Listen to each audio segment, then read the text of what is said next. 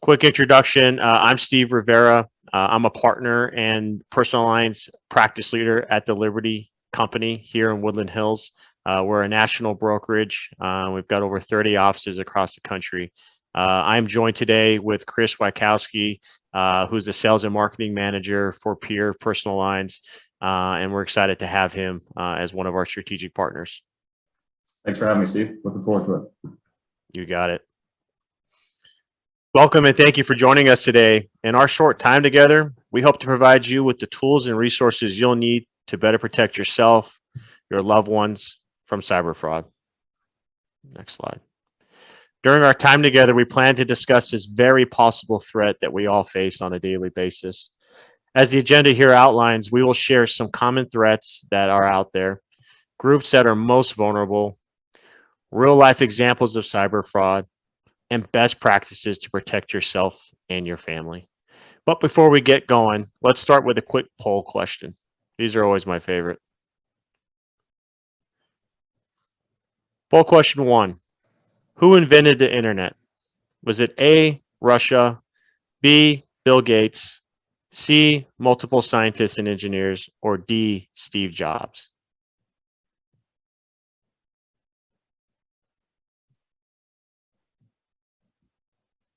We'll just give a couple of minutes here.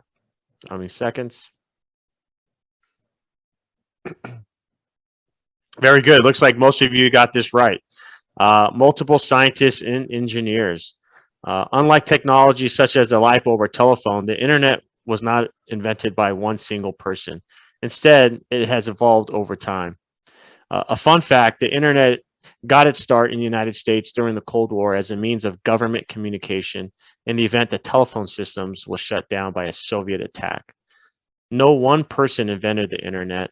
When networking technology was first developed, a number of scientists and engineers brought their research together. Later, other inventors' creations paved the way for the web as we know it today. Next slide.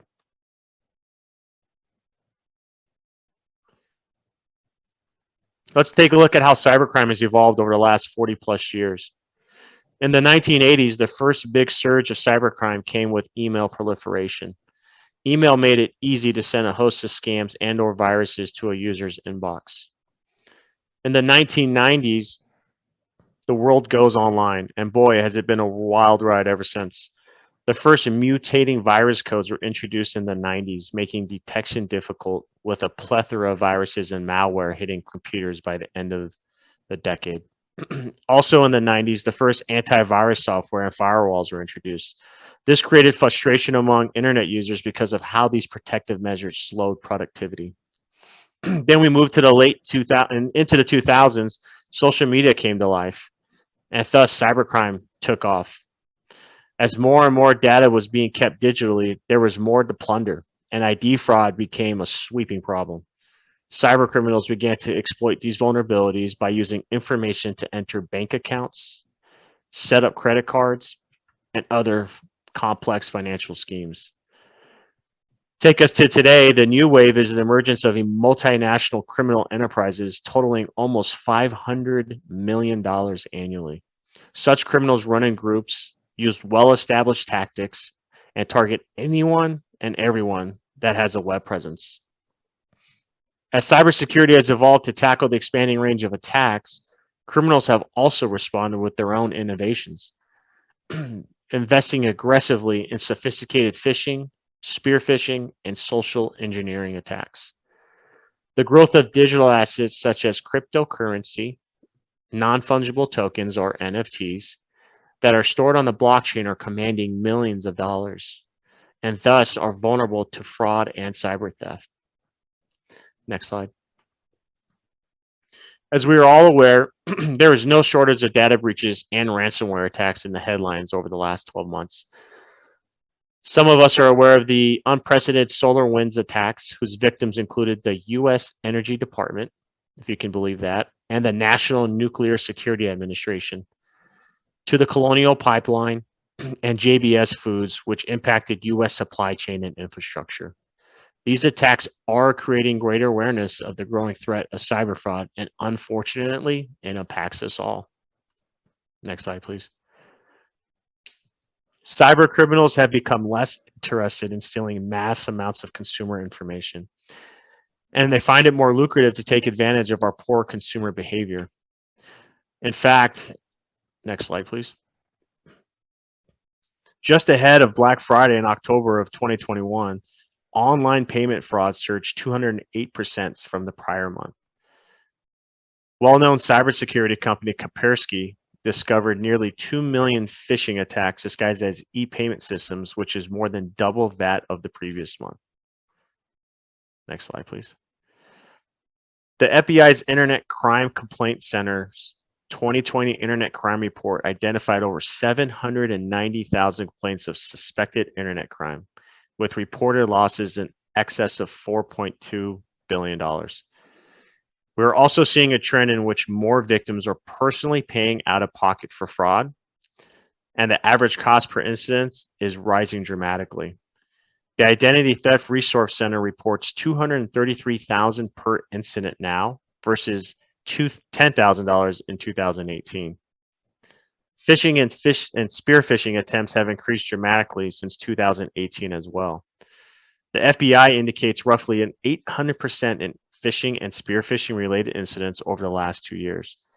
So just for context, that's about 240,000 spear phishing attempts in 2020 versus 26,000 in 2018. Next slide, please. So how does phishing play out in real life? Well, it looks like this slide right here. The hacker sends you an email that looks as though it's coming from a business, the government, or a friend, boss, colleague, someone that you know. It includes a link to a malicious site or software disguised as a website or a link. Clicking that link or navigating to the website gives them access to your systems and/or logins and passwords. The hackers usually lay dormant, monitoring email traffic for weeks or even months, learning the patterns of you, your family, or personal assistants, or anyone transacting on your behalf. They then impersonate you or said persons and prompt the wiring or payment of fraudulent purchases or invoices. Once the wire is sent or the purchase is made, the damage is done. Let's pause real quick for poll question number 2, where Kris will come in and take that. All right, thank you, Steve. So poll question number 2, what is social engineering? Development of social media platform? Is it a psychological manipulation of a targeted victim or a social circle of engineers?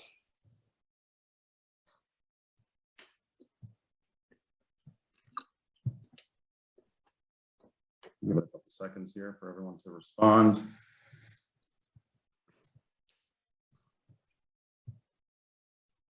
And it looks like most of you got that one correct. It is a psychological manipulation of a targeted victim. And unfortunately, this can be done in many ways these days. So, Steve mentioned emails, text message, video, by phone, and even fraud and deceit in person is also happening.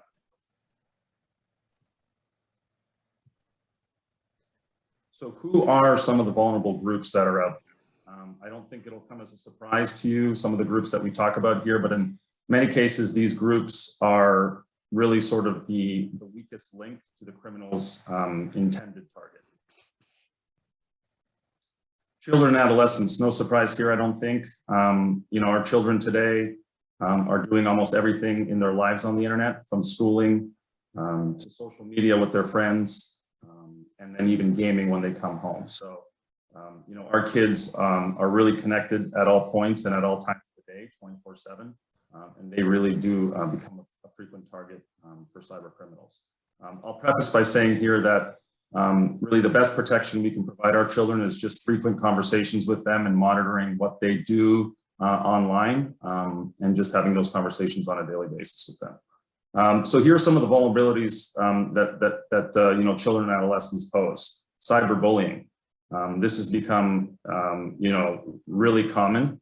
In fact, enough.org in February of 2018 polled that nearly half of adolescents said that they were somehow cyberbullied within the last year. So 47% of them being cyberbullied is an amazing statistic, and it's unfortunate. Cyber predators. So more so than ever, you know, you have our kids who are, again, gaming online, social media, and these cyber predators are exploiting them, exploiting their innocence, and taking advantage of their imagination. Posting private information. You know, a lot of times kids don't realize if they post their home address, or where they may be headed on vacation, that's also exposing them. Phishing and smishing scams, so emails and text messages that pop up. Criminals are watching the sites that children frequent, understanding sort of their habits, as well as maybe even their friends' names, and going after them that way as well. Scams that provide value to children, so children are a little more susceptible if you know, a criminal were to provide a free game or maybe a new feature in a game, as long as they provide some information to them. So very susceptible to that as well. I mean, this is probably common with us as well as adults, but malware, inadvertently clicking on downloads can also pose a problem. And then finally, regretful posts.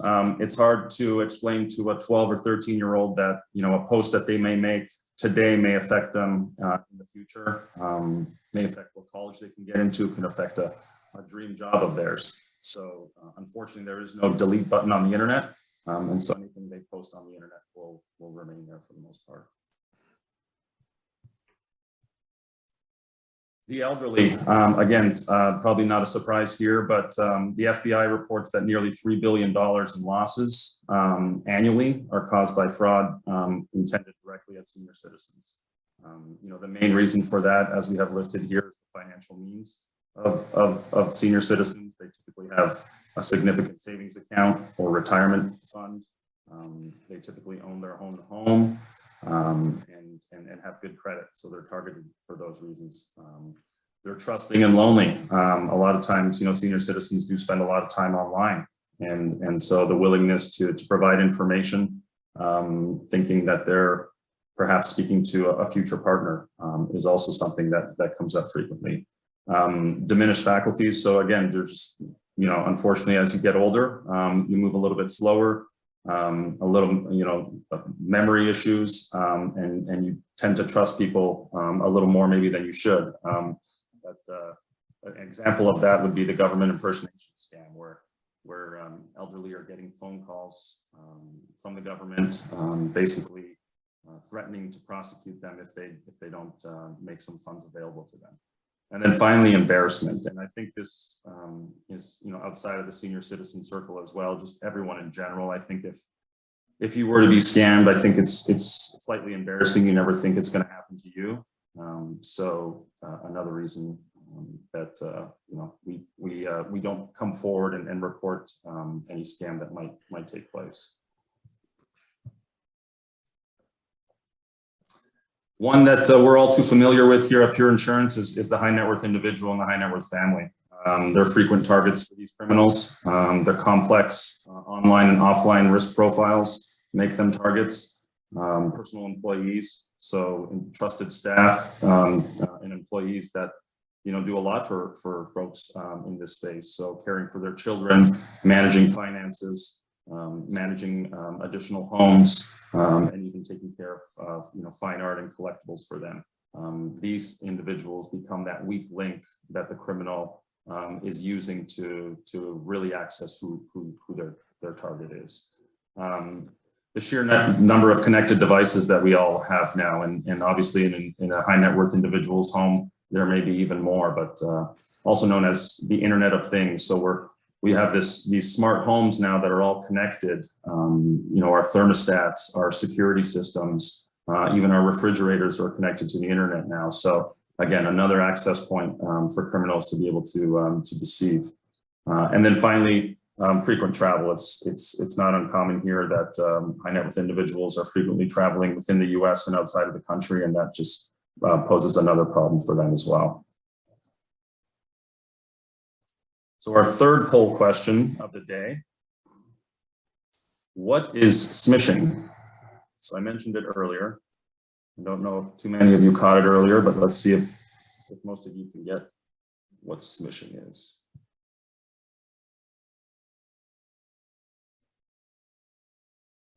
Give it a couple seconds here while you look at Steve's beautiful white sweater and my black sweater. We didn't plan that. That just happened.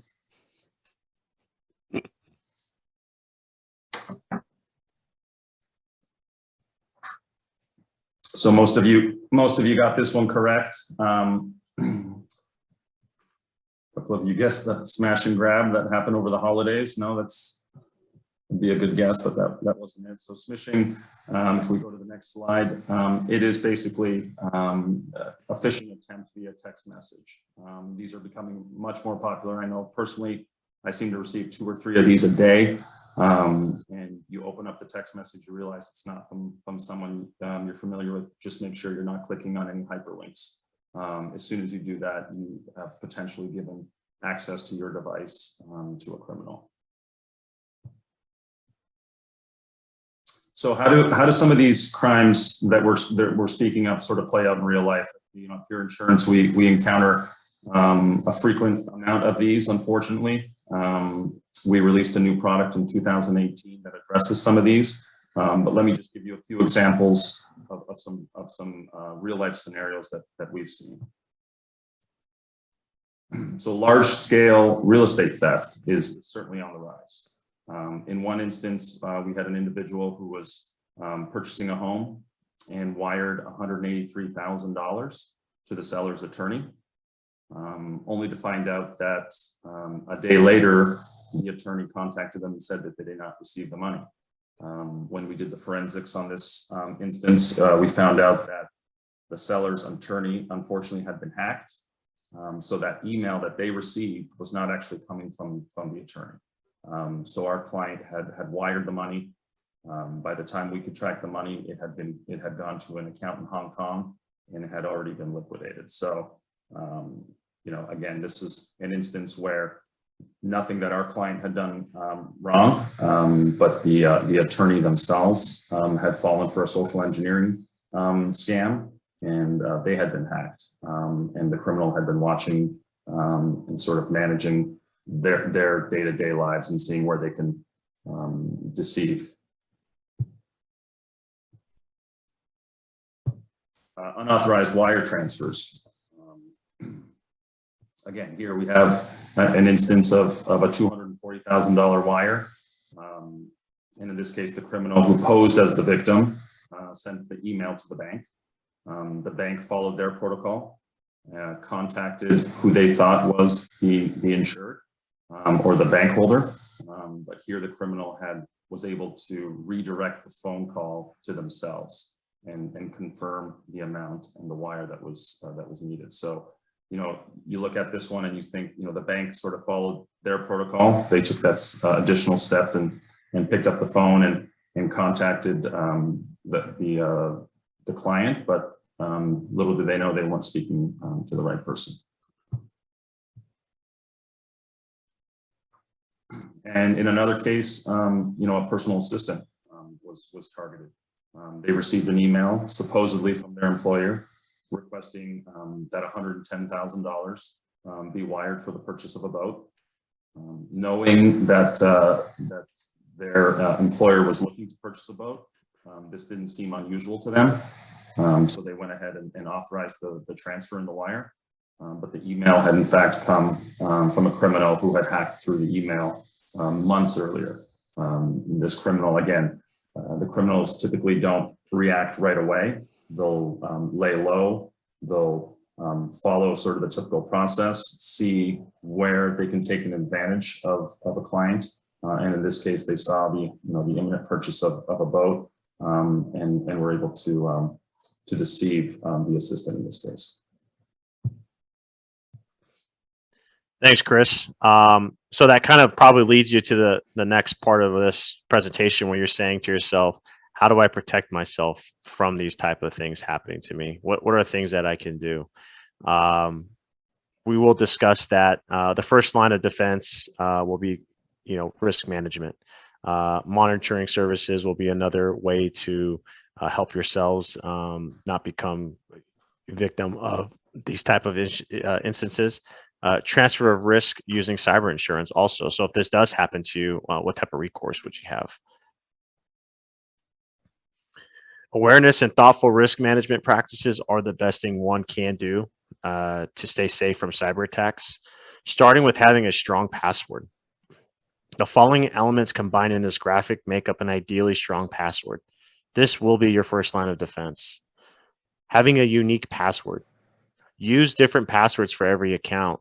Don't reuse passwords. I used to be guilty of this myself. Consider researching and selecting a password keeper such as LastPass or 1Password. Have a complex password. Don't use commonly known information in your password, such as your child's name, your pet's name, or birth dates, etc. Consider using song lyrics or phrases, numbers, and characters in your password. And lastly, have a dynamic password, which means updating your password every 3 months, which will provide you that added protection. Not have it 18 years like some people do, which I've changed. Your next line of defense will be to identify phishing attempts, as Kris mentioned. A lot of these emails that get sent to you, we should always be double checking these emails. Make sure that the sender's email address matches up and matches that of the contact that you think you are talking to. Usually there's a quirk, an I instead of a one. Sometimes it's an underscore where it shouldn't be, and this looks, as you're working through 600 emails a day, like most of us do, this might look legit to you, but you've got to really take a closer look at those. Secondly, look for misspellings, grammar issues, or logos that don't match the cadence or the style that you would expect from this person that you're dialoguing with. And always hover over hyperlinks, or the clicked here boxes. These messages can seem legit, but they're actually associated to a different domain. As you know, you can assign a hyperlink to any text. We've seen this look just like the web address, but it actually directs you somewhere else. And then lastly, legitimate companies, government agencies, and authorities will never ask for your personal information through email. So just remember, if you're getting those emails and they're asking for you to legitimize yourself, it's probably a phishing attempt. So don't do it. The easiest change to improve your cyber hygiene is to keep updated on your operating systems. I know many of us always click the remind me later link when it asks us to update our operating systems or to update our antivirus software. This also includes Macs. There is an old myth that Apple computers are more secure than PCs. The truth is that both Macs and PCs are very vulnerable to web threats and cyber attacks.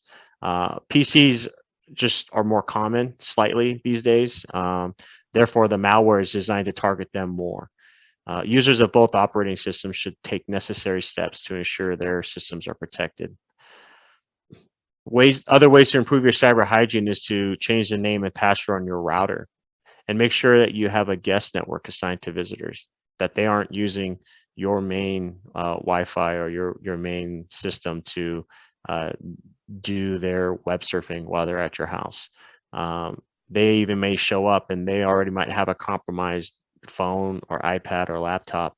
And once they connect to your system, your network, you have now also become compromised as well. Be sure to enable Wi-Fi with protected access and AES or advanced encryption standards for your home network. Install a VPN for all devices for you and your family members. Installing a VPN will encrypt the connection between your device and the internet, so no one can see what data you are sending or receiving. Another way to protect yourself is to obtain multi-factor authentication, or MFAs. These can be enabled on devices, email, most banking websites, investing websites, and social media.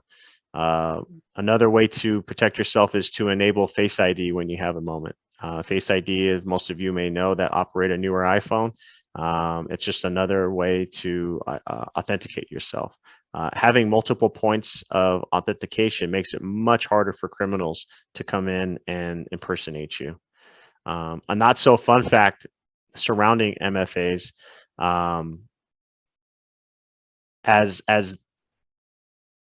strong as they are, less than 10% of people actually use them. And less than 25% of companies actually use them. There's a huge correlation between the cyber breaches that we are seeing and people that had MFAs versus those that don't. Fraudulent wire transfers is a top exposure, so never trust instructions delivered by email, as in Kris's slide. Always call the institution or anyone that's asking you to wire money, to do anything, provide any sensitive information. Always pick up the phone, call the people that are asking, and if it doesn't seem right, please don't share your info.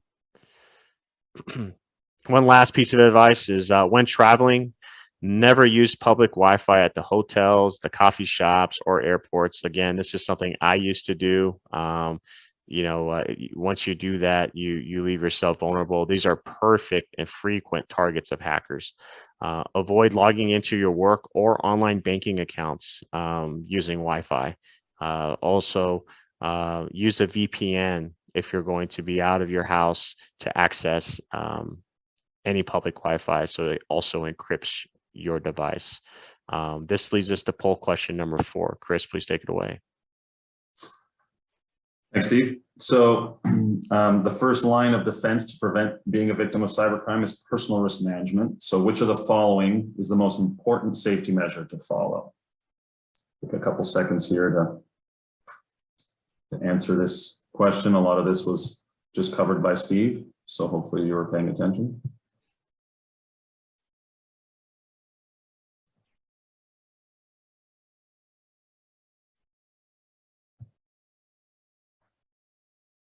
And so most of you got this one correct. It's definitely all of the above. So certainly uniques and complex passwords, MFAs, and then obviously wanting to make sure you're confirming any transfers with either speaking to the person over the phone and making sure that it's a trusted transaction.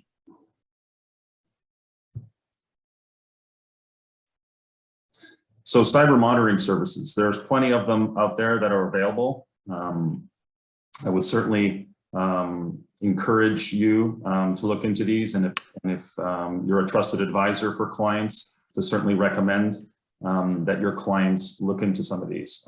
You may be able to reach out to your insurance carrier. They may be able to provide some information as well. A lot of them partner with cyber monitoring services today, but essentially what you're looking for is to have all your devices protected. You want everything encrypted. You want to be able to block threats from ever occurring. So if you're someone who doesn't frequently communicate at 2 in the morning with somebody from Belarus, then the cyber monitoring service is someone who's going to catch that ahead of time. They're going to point out all your vulnerabilities for the whole family and address those. We talked about protecting smart homes. Again, those are big exposures these days. And then obviously we do everything on our cell phones. So making sure that no matter where you are in the world, that you're protected and everything's being encrypted there as well. Cyber insurance protection. There are some carriers out there, Pure Insurance being one of them, that we do provide this coverage now. So the big difference here that I think is a little bit confusing is most insurance companies do cover identity theft coverage, which is great to help restore personal information, to help take care of some of the fees that may be administered if you were to be deceived and your personal information gets out there. But what you're really looking for is true cyber insurance protection, and that's something that'll fully indemnify you for the actual financial loss that you sustain. So it's important to make sure that you're looking into that, but this is a fantastic way to essentially transfer the risk on to an insurance carrier.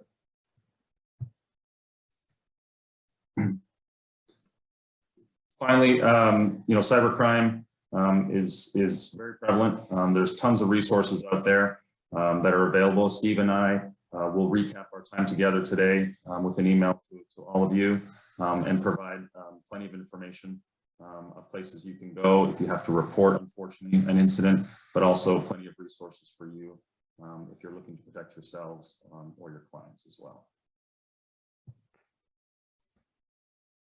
Thanks, Kris. I know we are out of time. We only had a short amount of time with you guys today at 30 minutes. And to be respectful of everyone's time, I know we gave you guys a lot of information. Hopefully a lot of it was maybe something you haven't heard before. But if you have any questions, please reach out to me directly. Here's my contact information. If you want to learn more about the insurance products that and how we can design them around your personal needs or your family's needs, please reach out to me. I'd be happy to discuss that in further detail with you guys. Steve, it looks like we did have one question, but you may have addressed it just now, but how do we get insurance to protect us from these hacks? We have partnered with insurance companies, as Kris mentioned, Peer being one of them, where we are able to endorse these type of important coverages on a homeowner's policy. So happy to discuss, like I said, in more detail offline. But email me directly. I'd be happy to figure out what your needs are and put something together for you that might make sense. But yes, thank you. Thanks, everyone. Thanks for your time.